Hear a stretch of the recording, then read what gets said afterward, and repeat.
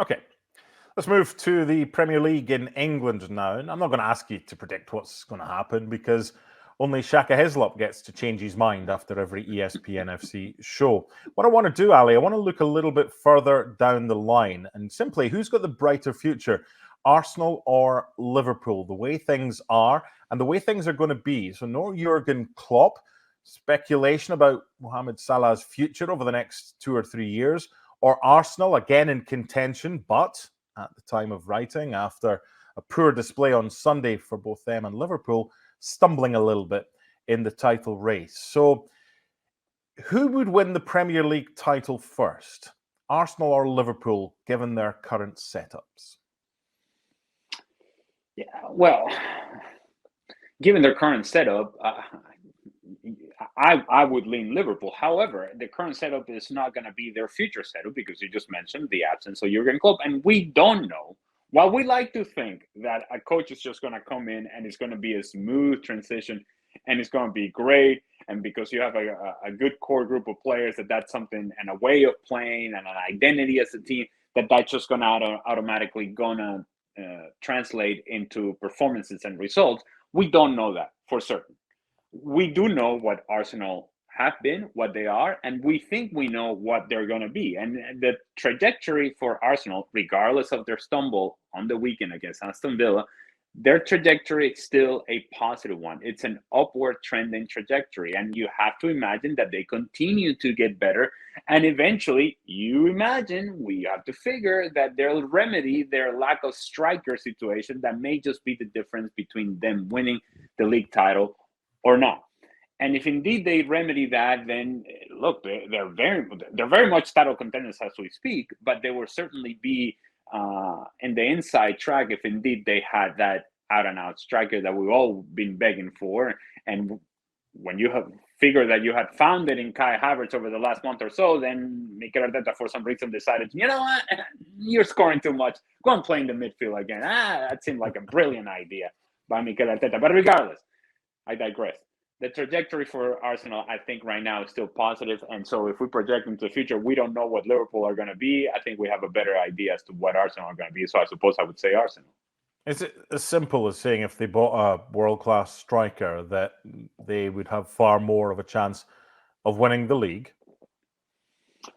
Yeah, I would say that getting a striker is a big part of that. A little bit of depth would help as well through the midfield. But overall, our Arsenal just seem to be built or have been built over the last couple of seasons to be a team that is not only good now, but will be good 5 years from now. And that's credit to Arsenal and the front office and certainly Mikel Arteta as well. And so they're doing some of the same things that Liverpool was doing in the early years of Jurgen Klopp. And that translated into a lot of success. But at some point, you got to get through the finish line. And in order to get through the finish line, it would help if you had a finisher. Sounds easy, doesn't it? We all had the same conversation 12 months ago. Arsenal in for the title. Oh, they're not scoring the number of goals that they would hope, and they're slipping up in games that they should. Does that mean that they will be signing a striker in the summer if they don't win the title this year? What do you reckon? Look, we're looking at it from the outside in, and we seem to have all the answers. I'm sure that they have all the analytics available to them in Arsenal, and the decision makers have all the information available to them as well. And they must know, like we know, that it's important to have a guy who can consistently put the ball in the back of the net. Now, that's the hardest thing to do in the game. And it doesn't mean that you're automatically going to be able to find a guy that fits right into what you want to do. But if that guy is out there and you've done your homework and you now figure out that this is the difference between you winning or not winning the title, then it seems obvious. In fact, it would seem irresponsible for you as a club not to address the situation. If that's what you think is keeping you from winning, then you got to address it. What about Liverpool then? How easy is it, or more importantly, how difficult is it to take the microphone off Sinatra? Manchester United failed to do so when Sir Alex went. Now Liverpool have got to try and do it, whoever it is, when Jurgen Klopp leaves in the summer.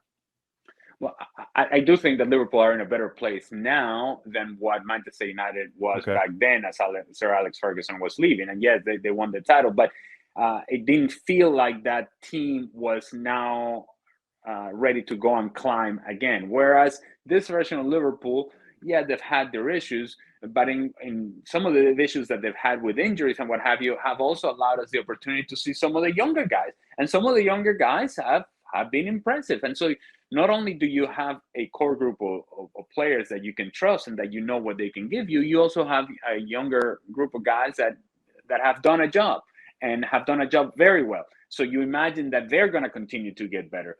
That gives you hope for Liverpool. The question for Liverpool is, and it's an obvious one, it's a clear one, and we cannot ignore it. Let's not bury the lead here.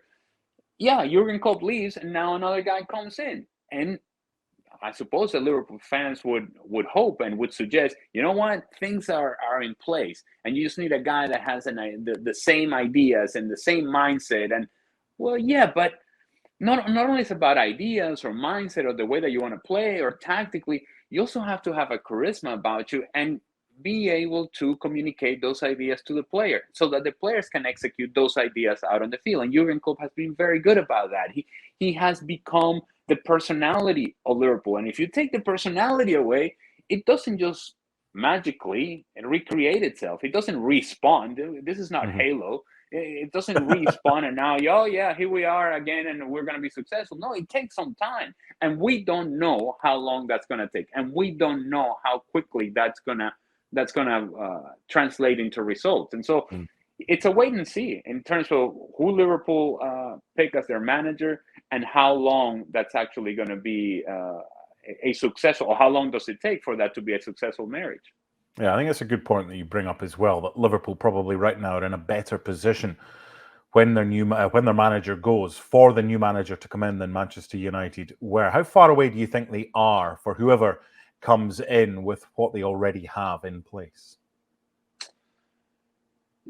Not very far, but it is troubling to see how often this season Liverpool early in games, they go down and then they have to fight back. And so we highlight time and time again, well, look at the fight of Liverpool. Look at the personality of Liverpool. They're always in the game until you're not. Because at some point, you stop coming back. You have to stop putting yourself in those sort of positions. And so I don't know whether it's game preparation. I don't know if it's lack of defensive intensity or defensive energy, but there's been moments, and that was highlighted this past weekend against Crystal Palace, in which Liverpool did not look ready to play or engaged to play.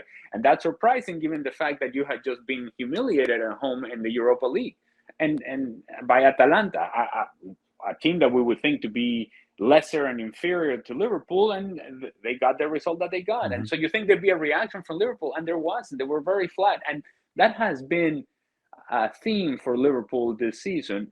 That has to change, and I don't know whether it's a combination of all the things that I just mentioned, and that there's some complacency maybe that creeps into a team, and maybe a new manager, a new voice, maybe that's something that addresses some of those issues.